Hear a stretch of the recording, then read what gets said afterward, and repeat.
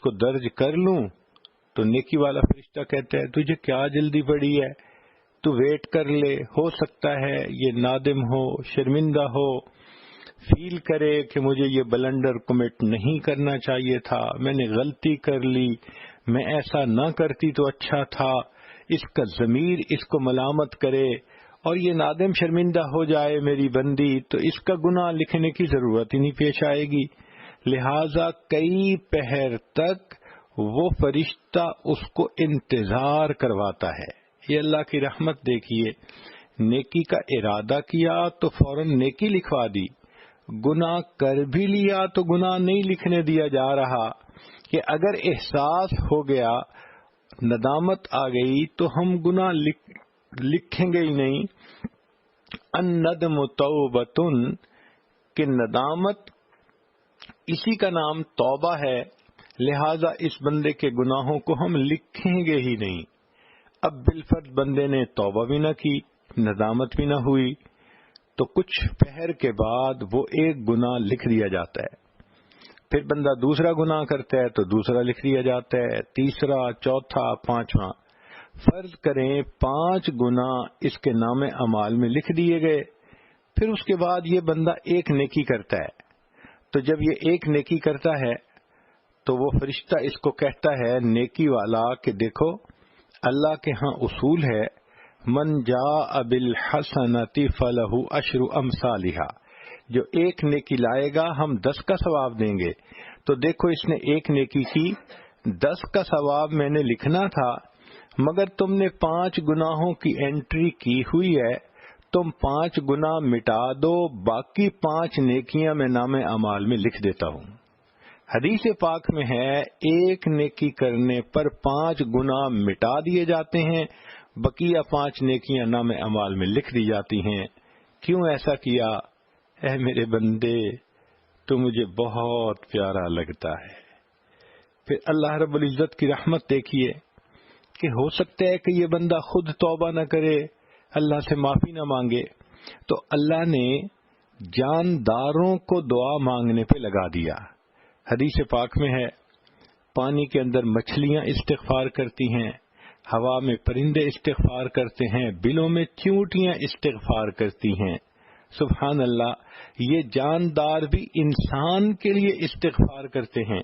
اور ذرا اس سے آگے بڑھ کر بات دیکھیے کہ اللہ کے معصوم فرشتے، ان کے بارے میں قرآن مجید میں فرمایا وَيَسْتَغْفِرُونَ لِمَنْ فِي الْأَرْضِ، کہ جو انسان زمین پر ہیں فرشتے بھی ان کے لیے استغفار کرتے ہیں۔ اللہ نے فرمایا میرے بندے تو نے تو گناہ کر لیے، میں نے تیرے گناہوں کو مٹانے کے لیے معصوم فرشتوں کو استغفار پہ لگا دیا، میں ان کے استغفار کو بہانہ بنا کر تیرے گناہوں کو معاف کر دوں گا، اس لیے کہ میرے بندے تو مجھے بہت پیارا لگتا ہے۔ اس کی مثال ایسی ہے کہ جیسے بچہ نجاست جسم کے ساتھ لگا بیٹھے اور اس سے بو آنے لگے تو ماں کو یہ کبھی گوارا نہیں ہوتا، وہ جیسے بھی ہو بچے کو فوراً دھوتی ہے، صاف کرتی ہے، صاف کپڑے پہنا کے خوشبو لگاتی ہے، پھر جو بھی اس بیبی کو دیکھتا ہے وہ اس کو بگ ہگ دیتا ہے، کس کرتا ہے، وہ بیبی کتنا پیارا لگتا ہے۔ اللہ کا بھی معاملہ ایسا، میرے بندے تم گناہوں کے ذریعے نجاست اپنے جسم پہ مل لیتے ہو، بد نظری کرتے ہو، آنکھیں ناپاک، جھوٹ بولتے ہو، زبان ناپاک، تم جسم کے دوسرے اعضاء سے گناہ کرتے ہو، اعضاء ناپاک ہوتے ہیں، میں پروردگار تمہیں ناپاک نہیں دیکھ سکتا، تم نیکی کرتے ہو تو تمہارے گناہ معاف کر دیتا ہوں، نہیں بھی کرتے تو میں فرشتوں کے استغفار کو بہانہ بنا کر میرے بندے تمہاری نجاست کو دھو دیتا ہوں، تم مجھے صاف اچھے لگتے ہو، خوشبو والے اچھے لگتے ہو، ہے میرے بندے تو مجھے بہت پیارا لگتا ہے۔ پھر اللہ رب العزت نے بندے کے گناہوں کے معاف ہونے کا اور انتظام کیا، فرمایا کہ اگر یہ وضو کرے گا تو وضو سے گناہ معاف۔ نبی علیہ السلام نے فرمایا مومن نماز کے لیے وضو کرتا ہے، ہاتھ دھوتا ہے، ہاتھوں سے کیے گناہ معاف، منہ دھوتا ہے تو آنکھوں سے، زبان سے کیے گناہ معاف، کانوں کا مسح کرتا ہے تو کانوں کے گناہ معاف، سر کا مسح کیا سر کے گناہ، ہر عضو کے گناہ معاف ہوتے چلے جاتے ہیں، حتیٰ کہ وضو کے پانی کا جو قطرہ گرتا ہے اس سے بھی بندے کے گناہ دھل جاتے ہیں۔ اللہ اکبر کبیرہ۔ پھر فرمایا اے میرے بندے، تم نے اپنی ضرورت پوری کی، اپنی بیوی کے ساتھ وقت گزارا، اچھا اب تم اگر غسل کر رہے ہو تو اس فرض غسل کے ہر قطرے پر بھی ہم تمہارے گناہوں کو معاف کر دیں گے۔ میرے مولا آپ کتنے کریم ہیں۔ ضرورت بندے کی اپنی تھی، خواہش اپنی تھی، بندے نے اپنا وقت اچھا گزارا، مگر آپ کتنے مہربان ہیں، غسل کے گناہ پانی کے قطروں سے بھی اس کے گناہ معاف فرما دیتے ہیں۔ کس لیے؟ اے میرے بندے تو مجھے بہت پیارا لگتا ہے۔ پھر اگر یہ بندہ نماز پڑھ لیتا ہے تو نماز سے گناہ معاف۔ نبی علیہ السلام نے ایک صحابی سے پوچھا، کسی شخص کے دروازے پر اگر ایک نہر ہو اور وہ دن میں 5 مرتبہ اس میں غسل کر لے تو کیا اس کے جسم پر میل کچیل بچے گی؟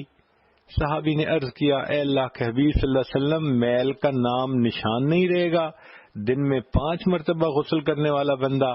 نبی علیہ السلام نے فرمایا کہ جو شخص 5 نمازیں پابندی سے پڑھ لیتا ہے، اللہ تعالیٰ اس کے دل کی میل کچیل کو اسی طرح صاف فرما دیتے ہیں۔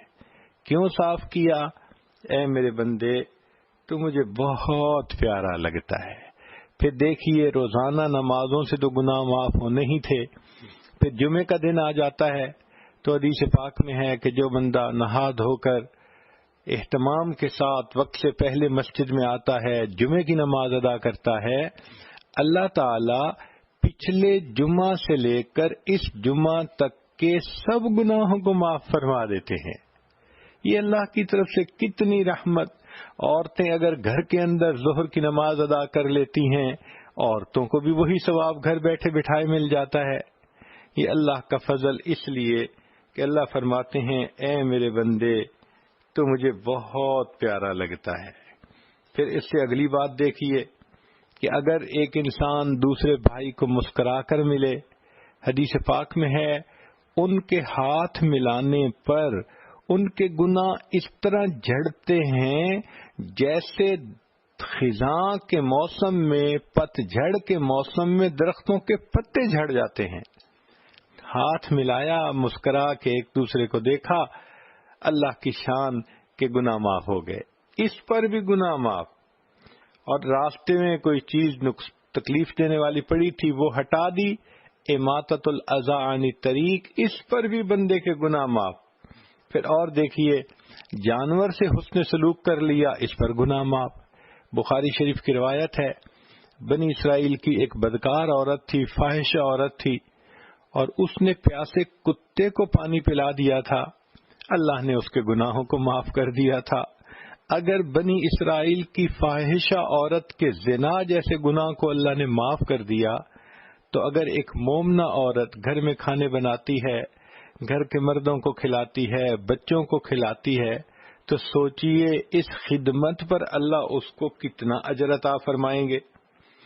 پھر اگر ایک جانور سے حسن سلوک پر یہ ثواب مل رہا ہے، تو جو خاوند اپنی بیوی سے اچھا سلوک کرے گا، اس بیوی سے حسن سلوک پر اس کو اللہ کی طرف سے کیا انعام ملے گا؟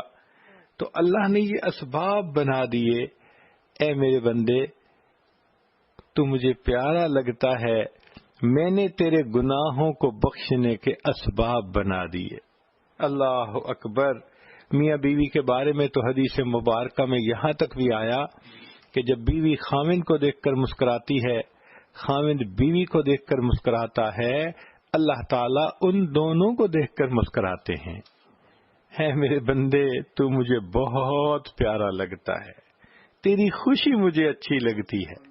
پھر آگے دیکھیے کہ فرمایا کہ اچھا تو دعا مانگتا ہے، اس سے بھی تیرے گناہ معاف، اور اگر دوسرے تیرے دوست تیرے لیے دعا مانگتے ہیں اس سے بھی تیرے گناہ معاف۔ حدیث پاک میں ہے اگر دوست کے پیٹھ پیچھے کوئی دعا کرے تو اللہ تعالیٰ اس دوست کی دعا اس دوست کے حق میں قبول فرماتے ہیں۔ پھر والدین کی دعاؤں سے گناہ معاف. پھر دیکھیے کہ مومنین جب نماز پڑھتے ہیں تو وہ اپنی نماز میں دعا مانگتے ہیں رب اغفر لی ولوالدی وللمؤمنین، اے اللہ میری بھی مغفرت فرما دے، میرے والدین کی بھی مغفرت فرما دے، سب ایمان والوں کی بھی مغفرت فرما دے. اس کا مطلب یہ پوری دنیا میں کھربوں مسلمان مرد عورتیں ہیں، جب بھی کسی نے نماز پڑھی اس کی نماز میں ہمارا بھی حصہ ہوتا ہے.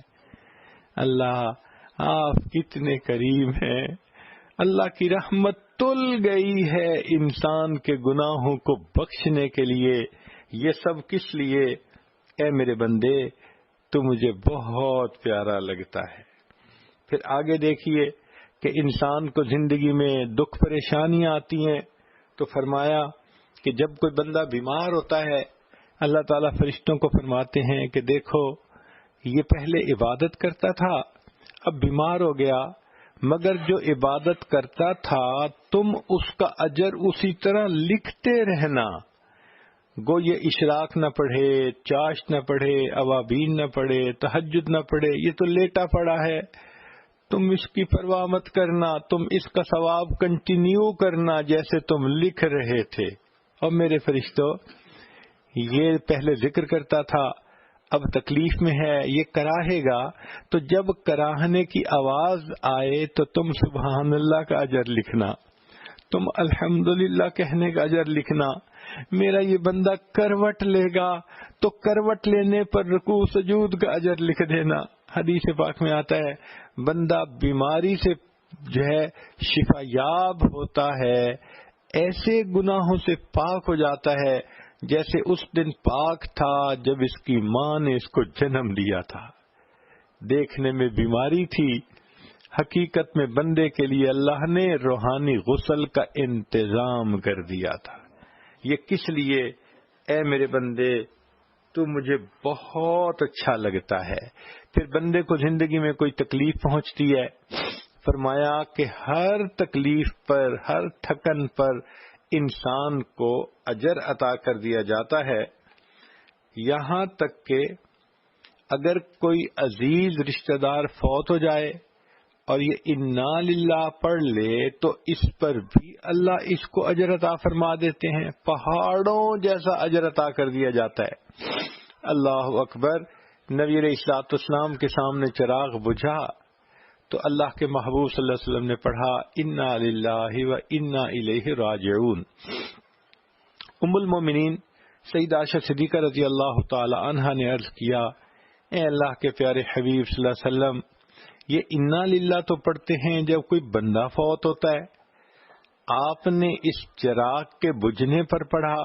نبی علیہ السلام نے فرمایا عائشہ مومن کو دنیا میں چھوٹی سے چھوٹی بھی اگر کوئی پریشانی ملتی ہے اس پر اگر وہ انا للہ پڑھ لے اللہ اجر عطا فرماتے ہیں. غور کیجئے چراغ کے بجھنے پر اگر اجر ملتا ہے تو اگر کسی کے قریبی رشتہ دار کی زندگی کا چراغ بجھ گیا پھر اس پر کتنا اجر نصیب ہوگا. اللہ اکبر. یہاں تک تو چلو بات سمجھ میں آتی تھی. اب ایک اور بات جو سمجھ سے بھی بالا ہے وہ سن لیجئے. حدیث پاک میں آتا ہے کہ کسی بندے کی والدہ فوت ہو گئی، وہ کتنا غمزدہ ہوتا ہے، دکھی ہوتا ہے، تکلیف میں ہوتا ہے. کچھ دنوں تک تو بالکل اس کی حالت عجیب ہوتی ہے، غم کے مارے اس کی حالت عجیب. لیکن یہ مصیبت اس سے ٹل گئی، چلی گئی. لیکن اگر بعد میں کسی وقت اس بندے کو اپنی والدہ یاد آ گئی، حدیث پاک میں ہے، ذمہ داری سے عرض کر رہا ہوں ریفرنس کے ساتھ، کہ اب اگر یاد آنے پر اس نے دوبارہ پھر انا للہ پڑھ لیا تو جو ثواب اس کو پہلی مرتبہ صبر کرنے پر ملا تھا اللہ وہی پورا کا پورا ثواب دوبارہ کاپی کروا دیتے ہیں. اللہ اکبر کبیرہ. یہ سب کس لیے؟ اے میرے بندے تو مجھے بہت پیارا لگتا ہے. میں بہانے بناتا ہوں تیرے گناہوں کی بخشش کے، تو گناہ کر